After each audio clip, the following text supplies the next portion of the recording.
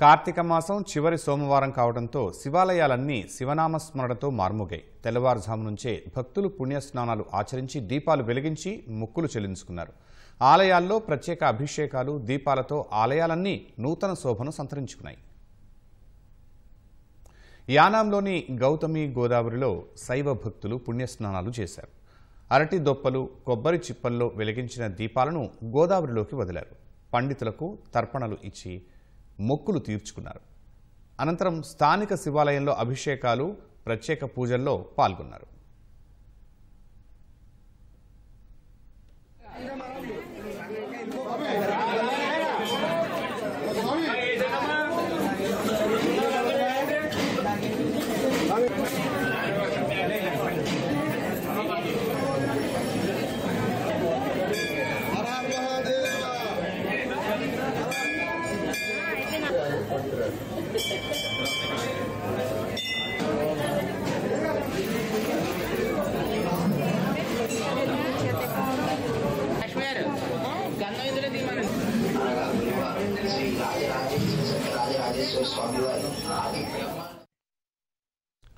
తూర్పుగోదావరి జిల్లాలోని ప్రసిద్ధ శివాలయాలకు భక్తులు పోటెత్తారు. శివయ్యకు ప్రత్యేక అభిషేకాలు చేశారు.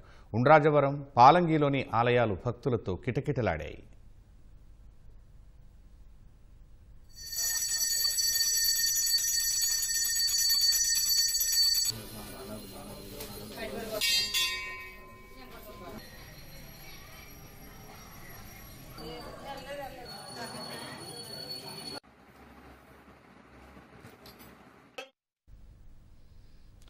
డాక్టర్ బిఆర్ అంబేద్కర్ కోనసీమ జిల్లాలోని ప్రముఖ పంచారామ క్షేత్రం ద్రాక్షారామానికి భక్తులు పోటెత్తారు.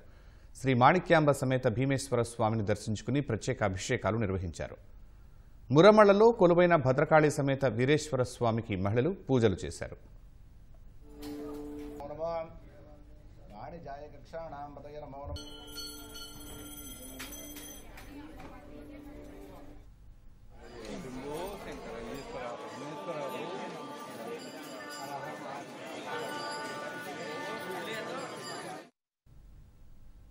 పశ్చిమ గోదావరి జిల్లాలోని ప్రసిద్ధ శివాలయాలు భక్తులతో కిటకిటలాడాయి. సజ్జాపురం, తణుకు, తేతలిలోని ఆలయాలకు భక్తులు పోటెత్తారు. మహిళలు సామూహిక దీపారాధనలు చేశారు.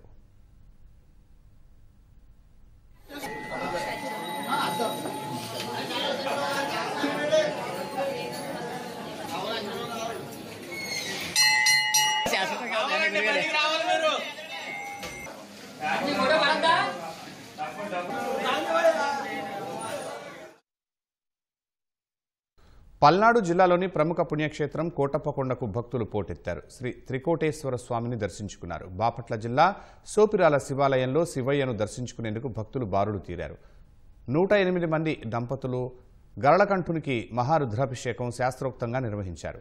నెల్లూరు జిల్లా మనుబోలు చెర్లోపల్లి రైల్వే గేట్ సమీపంలో వెలసి ఉన్న శ్రీ కాశీ విశ్వనాథుడు దేవాలయంలో నాగేంద్రుడు ప్రత్యక్షం కావడంతో భక్తులు భక్తి పారవస్యంతో పులకించిపోయారు. ఆదివారం భక్తులు ఉపవాస దీక్షతో పుట్ట వద్ద పూజలు నిర్వహించారు.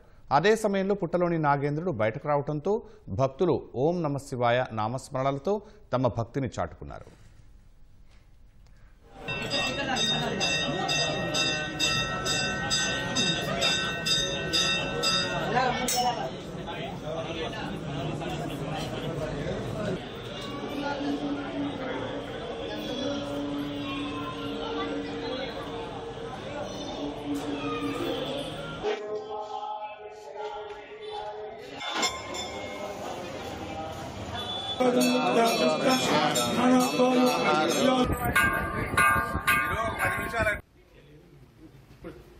ఇప్పుడే లైవ్ మా